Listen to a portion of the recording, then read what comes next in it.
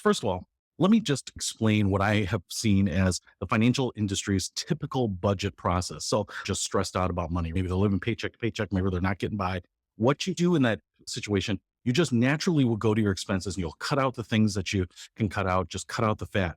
But then if you're still stressed, this is where people start to reach out to the financial professional world and say, hey, I need some help. They come to people like me or financial coaches or counselors or advisors. And what do we do? So the first thing I usually do when people say, hey, I'm stressed about my cash flow is I grab a budget worksheet, we look at their expenses, and then we look for places to cut costs. So if you look at this typical process here, they've cut costs, they've been stressed, they go to a professional, they try to cut costs. It's like always going back to this. And oftentimes, by the time a financial professional comes into play, the costs have already been really addressed. And in fact, sometimes there can be no meat left on the bone. It can actually be really difficult to find additional cost cutting.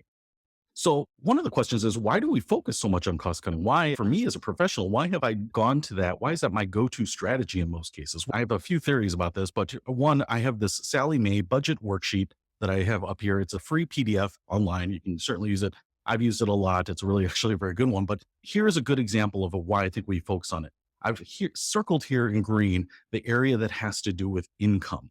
And then in red is all of the items that have to do with expenses. And when you look at this, 90% of the budget worksheet is identifying expenses. So I think it's really easy for us to say, hey, look at all these line items of expenses. Let's go through and evaluate each one. And there's really only one, maybe two lines for incomes. We look at that and sometimes we gloss over it and say, hey, maybe we can't do anything. It's totally inelastic, but there's all this content that we can look at from the expense side.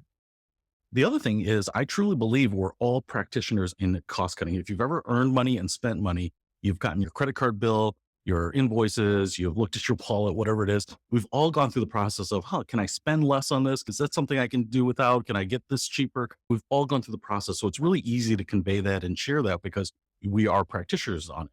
The other problem is income related items, income related topics are really scattered. They vary a ton.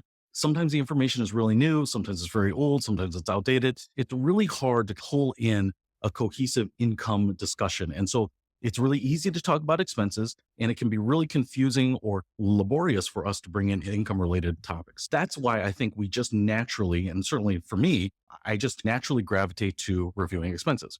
Now,